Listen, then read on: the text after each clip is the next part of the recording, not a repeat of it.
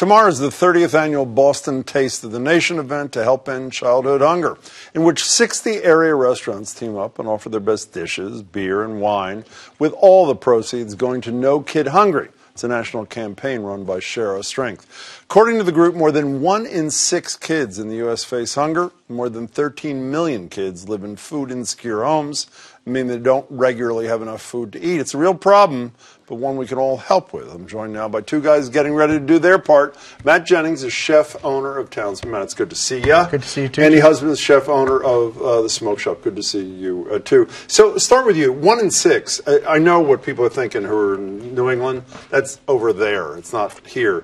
It's almost as bad right here in our state, isn't it? Yeah, and it's everywhere. And I think that's the thing about hunger is that it crosses all, borders and it affects everybody. Even those people who live around it. And it affects people in ways, other than the unpleasantness and the pain, literal and figurative, of being a hungry kid, which I can't even imagine, the impact trickles out to everything you do, right? School, the whole deal. Yeah, when we talk about, we're always hiring people, and when you're trying to hire and you want educated people, being fed really helps with the education. Also, all I read, when a kid goes to school hungry, if they don't have a decent breakfast, they don't have a decent lunch, their ability to learn and grasp it is virtually... So what happens tomorrow night? What is this deal?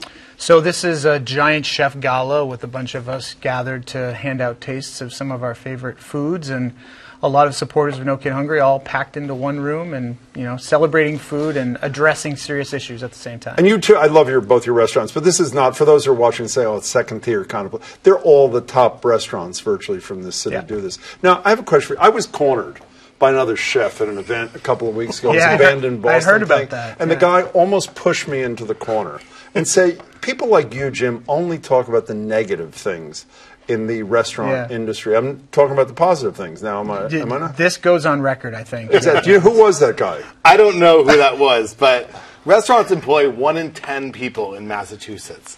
And, there are some negative things that happen, but they also happen in your industry and in politics, as we see. So, the restaurant industry is so great, and we should celebrate that. By the way, it was him, if you're wondering who it was that cornered me. So, as a whole, my experience with people like you and the people who own restaurants like you are the level of social responsibility is incredibly high. What is that about? Let me be crass if I can. Is it because you have good hearts or because it's good for the bottom line to say we're doing good things for our fellow man and woman and child? I think people do things for different reasons. Me personally, Matt, I believe as well, is community is really important. It's really important. It's who we are. It's what restaurants are. We serve our community. And feeding people, that's what I do. So feeding children makes sense for me and my business.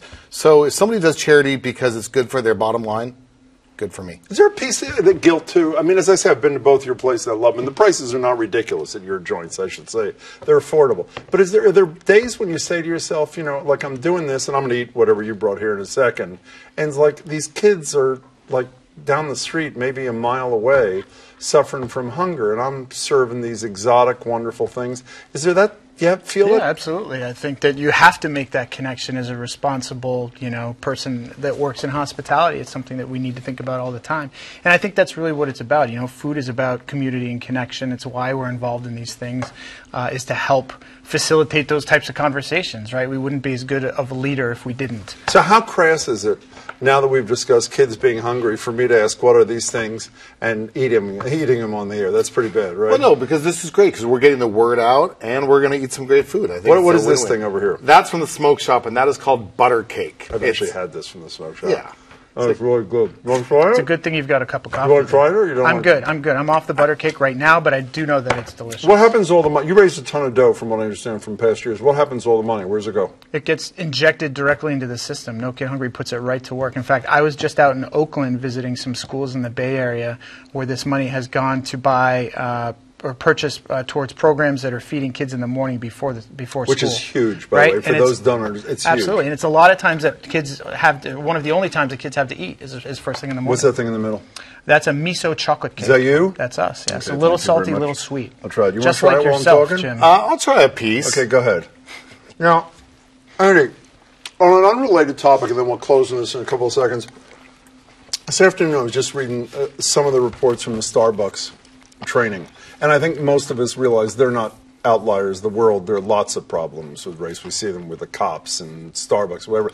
How do you ensure that your place and your place is a welcoming place for everybody, rather than dealing with it after the fact? For us, our policy is treat everybody like grandma.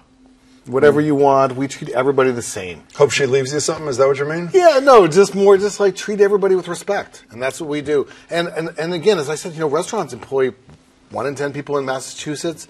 We will employ anybody. It's a really multicultural experience. And it's a great experience. Is this fun for you guys tomorrow? In addition to doing a thing that matters and you feel good, I assume you feel good about yourself when you're doing it, when the night's over. Is it a fun thing to be with your 59 or 60 of your fellow chef owners kind of thing? It is fun, and it's fun to see it grow, and that's part of what's so great about this particular event, this No Kid Hungry event, is that we watch more and more people get involved every year. And so as chefs, it's really exciting to watch the community of people that actually really cares about these things grow.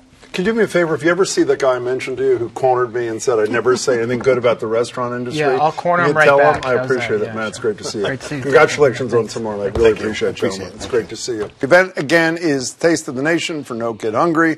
Tomorrow night, 7 to 9 at Flynn Cruiseport, Boston. For more information, go to nokidhungry.org/events.